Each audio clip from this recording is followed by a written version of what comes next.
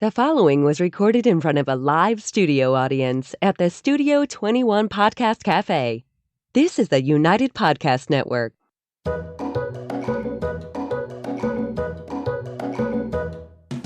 Welcome to the Quirky Dog Podcast, inspired by some of the quirkiest dogs you can ever imagine and the owners who love them. This podcast is brought to you by the quirky couple themselves, Scott and Jess Williams. Their aim is to educate and entertain.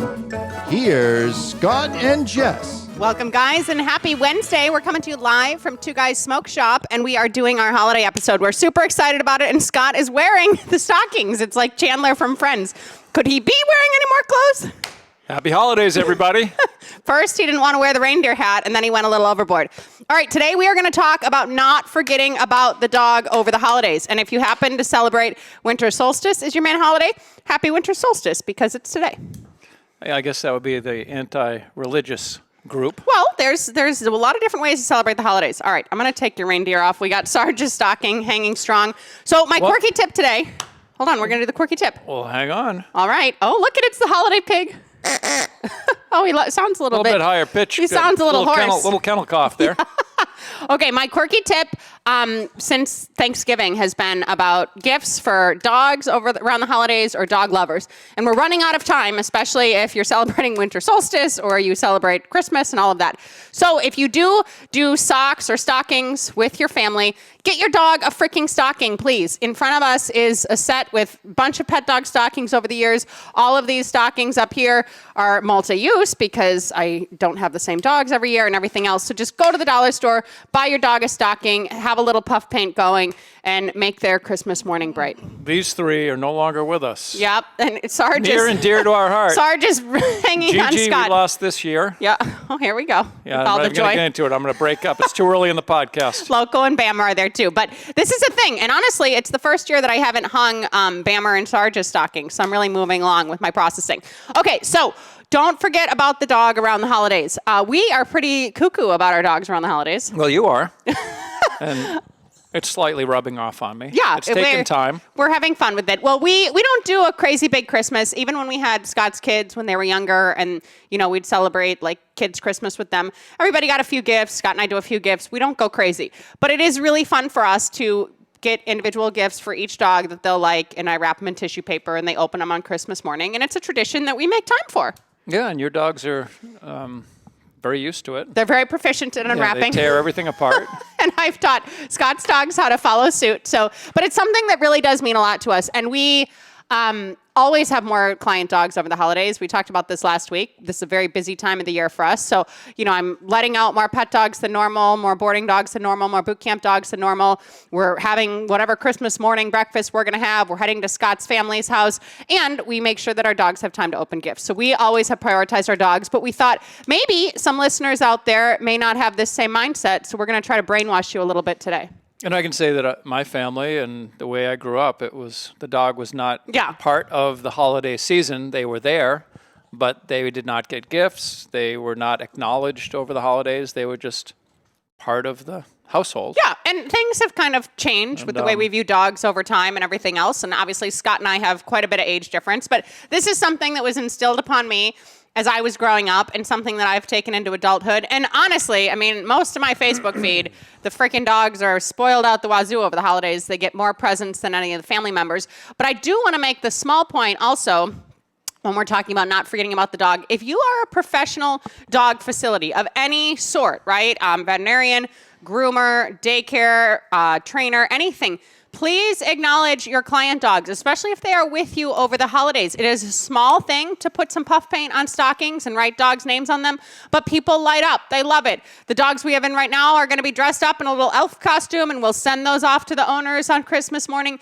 People love it. Just because they are away from their animals over the holidays, please acknowledge those animals. And you don't have to spend freaking hundreds of bucks in toys and gifts for the animals, but do something kind of sentimental and share it with the family, because I promise you it means everything to them. That is something that we have always done as a business, and it's been very appreciated, I'd say. Well, it reminds me of that photo you showed me of the Grinch that came to the daycare. Oh, my Lord. And the dogs were all traumatized trying to run away, and this person was dressed up like a Grinch. If you do have a daycare, let's not scare the dogs with a Grinch costume and then post it all over social media. That is a good point. I'm glad you brought that one up. Okay, so why do you think it's important these days to include the dog around the holidays? And what different perspectives do you have on that? I didn't think it was important when you did all this stuff, and I did it because it made you feel good, and I didn't think We're talking about 11 years ago. Yeah, no, but I think that there's pros and cons with my family, the way I grew up, and the way I raised my kids with our dogs. The dogs were not part of the Christmas activities. And it was good in the sense that the dogs weren't the center of attention 24/7, because people that are already doing this, they may be leaning too hard in the other direction, where the dog is the center of everything. This is the first day we got the puppy. This is the dog's actual birthday. This is the holidays. Here's Easter. Everything is around the dog all the time. And There's the dogs, an hour the dogs of are unopening crazy. presents in the dogs morning have a lot for of each anxiety dog. and they're nuts. Yeah. So I went from the other extreme, and I was raised the same way. It was not an emotional household. We barely got, the only thing that got acknowledgement was when we did something wrong, for the most part, which was the way a lot of people were raised. A lot of kids Hashtag New England. In my generation, yeah. But I do think that it's good to acknowledge the dog and around the holidays so that the kids can really appreciate this being that is living in the house with you, just the way you would acknowledge the end of your dog's life, and not just the dog just disappears one day and you tell the kids, the dog is on a farm up north. That's not really helping the child understand grief and all the lessons that we learn from our dogs. So when you have the dog, it's really nice to kind of celebrate their existence, the fact that they're a living, breathing entity with you, part of your family, and just through some little things like we're doing. Yeah, no, I agree. And I would say too, just spoiler alert, guys, a lot of our clients are not having kids anymore. It is a different climate out there with, the 20s, 30s, young professionals, everything else. A lot of people are actually choosing not to have kids at all, and the dog is kind of taking that role. So in their life, they're going to be celebrating their dog on the holidays. If you have a child that's like this, who's chosen not to have kids, who has dogs or something instead, acknowledge the animal. It means something to them, but it instills good values into children and good empathy, right? I feel like nowadays things are a little bit different. All of a sudden gifts just show up underneath the Christmas tree and this is from, the kids to dad. This is from the kids to mom. People aren't taking the time to go pick out specific things, have the kids make specific things. Kids, obviously in elementary school, middle school, they're not going to be really super thoughtful about the gifts they give to their friends. Maybe some really kind-hearted children are, but it's just kind of like a massive sugar party at school. Everyone passes around, Christmas gifts or whatever, and then it's over. So you're teaching them really how to lean in, how to show empathy, how to care about something that is a family member that you love, that's there, and to acknowledge how great the dog has been for you every other freaking day of the year. The whole point of the holidays is to spend time with those you love and acknowledge each other's existence and be grateful for that, in our opinion. Yeah, well, that sums up our relationship with our dogs. Yeah. I mean, we spend 24/7 with our dogs, and they are the focal point and the biggest part of our lives. For the most part, my kids are grown up and living their own lives now, and we see them occasionally. But our dogs are... My dog, Jimmy, meets me in the morning at 5 a.m., and when I go to sleep, besides Jess, he's the last being that I see. Yeah, no, our dogs mean a lot to us. And I think a lot of people get sucked into this thing about I don't want to support the big box pet stores. And I totally agree to some extent. I'm not going to Petco and shopping. If you have a local pet supplier, that's where I always buy our dogs' toys. If you see our thumbnail photo for this episode, they had these little fabulous fannies at our pet stores. So I bought them for all of the dogs. They're sticking out of their stockings in addition to toys. And then we got Jimmy a Jimmy Choo shoe, because it says in stitching, Jimmy Choo, spelled C-H-E-W, super cute. But we go above and beyond, but I'm I'm always supporting local. I'm always being conscious of where we put our money. And don't buy like the crappy Christmas stocking rawhide kind of stuff, okay? These things are not safe for your animals. There's a lot of problems with these types of products being shipped over from China. Our absolute favorite is Farmhounds. We love the Farmhounds hides. They have been out of stock of the larger hides since frickin' Black Friday, I think. They had a huge sale, but we had them on the podcast. Think about thoughtful treats, thoughtful gifts. You can buy the dogs a frickin' bag of carrots. I don't care. It doesn't have to be anything big, but make it something special. Bag of carrots, that's kind of like getting coal if you're a human. You like carrots. A lot of dogs like carrots. All right, we're going to go to break super quick. When we get back, we're going to talk about how to make the dog the center of your holidays. Want to keep up with all the latest from the Quirky Dog podcast like me and Murphy here? Then make sure you head on over to the YouTube channel and subscribe. Or if you prefer to listen to the madness, go on over to iTunes or Spotify and follow the Quirky Dog podcast. And hey, while you're there, leave a rating and review and let them know what you think of the show. Until then, keep it quirky. All right, we're back, and I got my fuzzy and everything. I lost my fuzzy before the show. It was a little bit of a disaster, but we got it all covered. All right, so what are some things that people can do? Like if it's just you and your dog, right, and you don't buy any Christmas gifts and, you just kind of have more of an isolated holiday, what are some things that you can do to put, money, goals in the bank for the following year with your dog? So this prompt was, what can I do with my dog in the upcoming year that may serve us both? Do you have any good suggestions? Well, the first thing that I thought, even when you said it now, and I may have thought about it the first time you mentioned this to me, but take your dog and go for a walk. Yeah. And some of you do that on a regular basis, so it's not anything different. But there's a lot of people that their dog's world is the backyard. Yeah. They always just go out the backyard, and people say, I don't need to teach my dog how to walk on a leash because he just goes out in the backyard.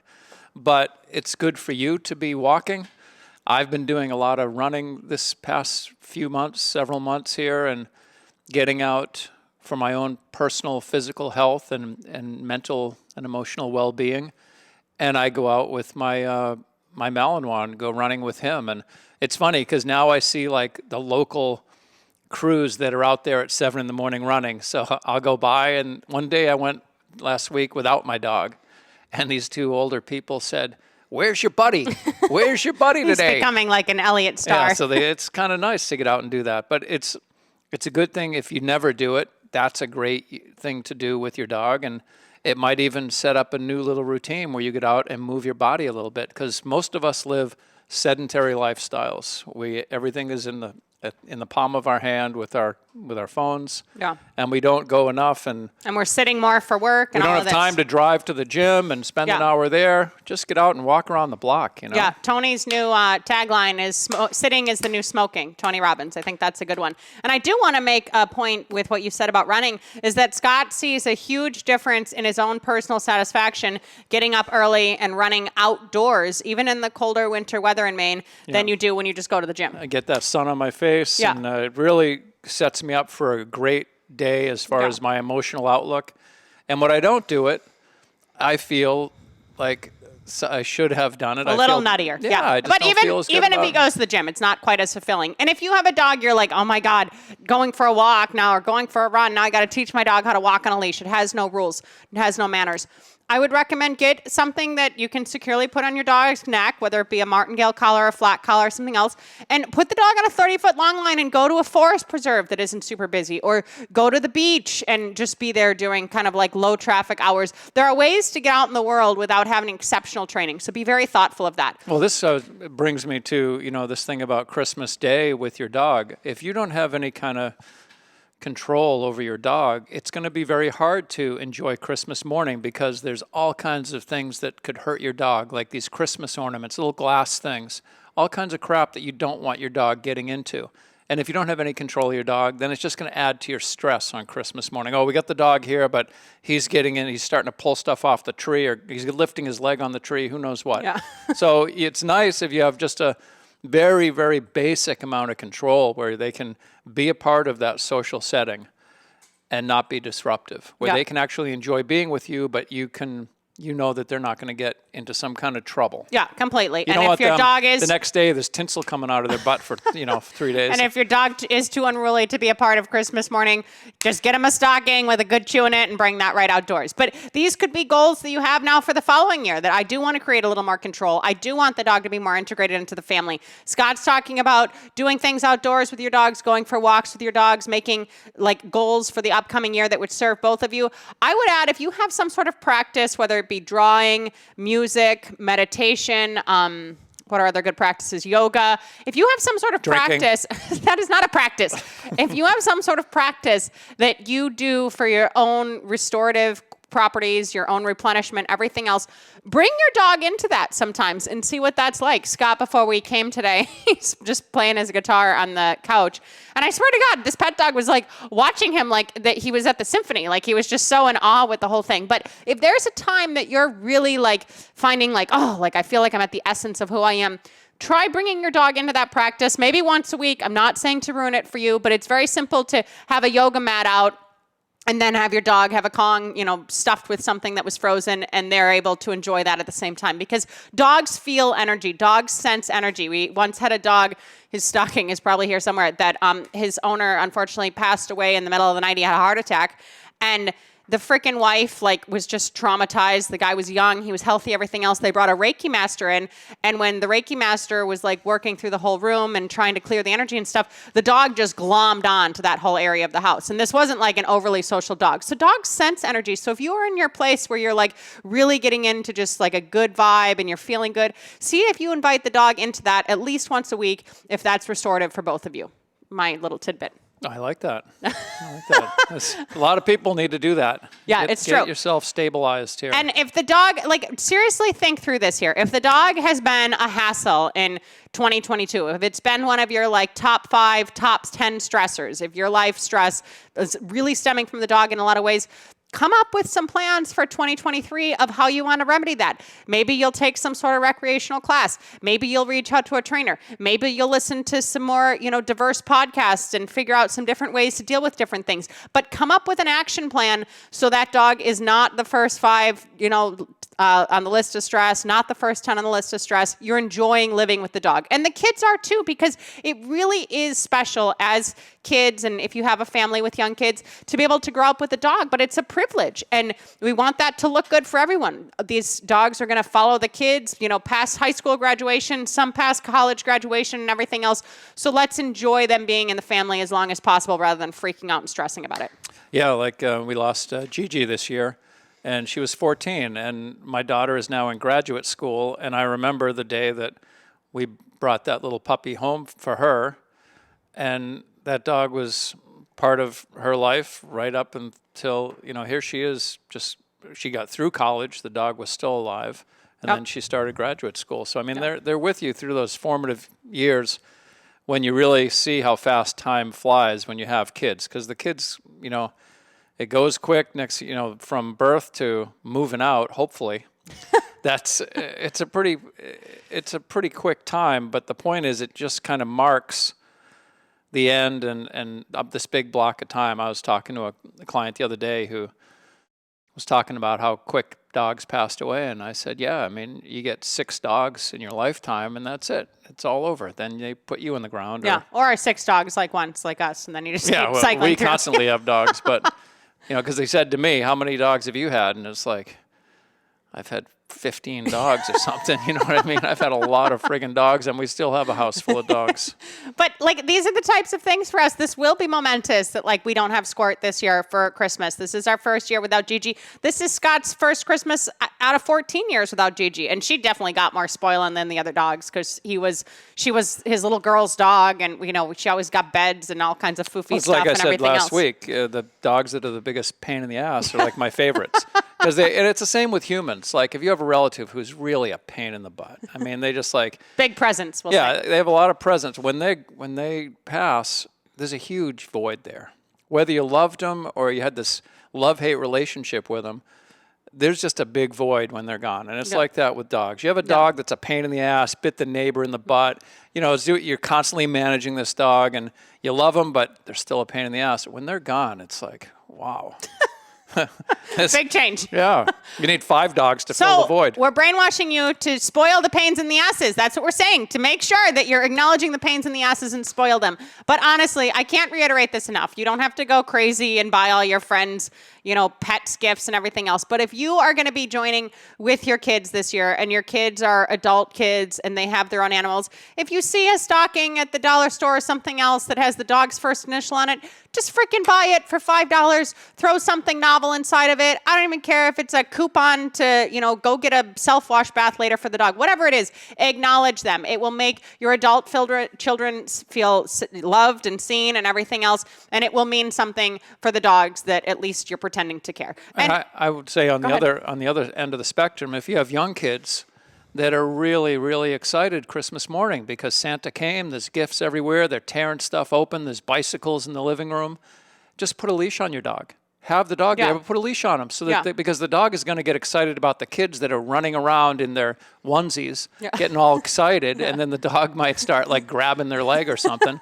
Just have a leash on your dog so the dog can be a part of it, and then you can take the dog and remove the dog after 20 minutes or something, but that way they can have a limited amount of time with you and the family. We know that all the dogs don't grab the kids' legs, but we see a lot in our industry. Our dogs would. We're warding it off. It's more the snowsuits. It's when they run outside in the snowsuits. A lot of our clients have the dogs grabbing at the snowsuits because they think that's fun. Yeah. And also, with that said, so the bikes are being opened. The kids are all crazy. They're little spoiled brats, right? They're all like, me. What else do I have? I want this. Oh, I wanted this color. Then it's a really good teaching opportunity and learning moment to say, okay, now it's time to go do Scruffy's Christmas. Let's go in the kitchen and celebrate Scruffy and leave all of our toys that Santa just brought us in the living room. These are lessons that we can start instilling in children. I promise that children can be more mature than they're appearing right now. I've seen it before, and the animals help us get there. The animals are healing. They're amazing family members, and they're amazing teachers. So allow them to teach your children. It is so frequently that Scott will be at a class where the kid is totally tuned into everything, and he's like, all right, come here, you come work with me, show your mom and dad what to do later. And the kid's seeing stuff oh, the dog's scared there. Oh, the dog's blowing you off there. The kid's seeing this in real time. They are amazing little beings, and we can all attest, me, Scott, and Chrissy, we've had dogs for our whole lives, that dogs mean a lot to us, and they have made us who we are as people. So please start including the dogs in the holidays, which is one of the most special times of the year, hopefully. When you're putting out those cookies for Santa on Christmas Eve, make sure the dog isn't cleaning the table off. That, and I got to give my reindeer shout out since you're doing that. If you're putting out Santa's cookies, leave some, I'm going back to carrots. I feel like it's a carrot podcast. Leave some stuff out for the reindeer, some carrots, some celery, something else. We want to acknowledge the animals. All right, do you have anything else to say about the holidays or anything else? I could talk about Christmas all day. Oh, God, he's all about Christmas. Even though Halloween was my favorite holiday. As a child? Well, I did a lot of drinking as a child. Oh.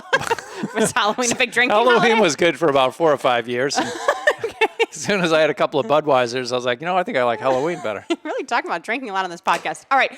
We are so grateful that you have joined us for all of 2022. Next week, we are doing our very special episode of Dog of the Year. It's going to be 2022 Dog of the Year, and it's a local dog, so it's here in person. I'm super excited about it.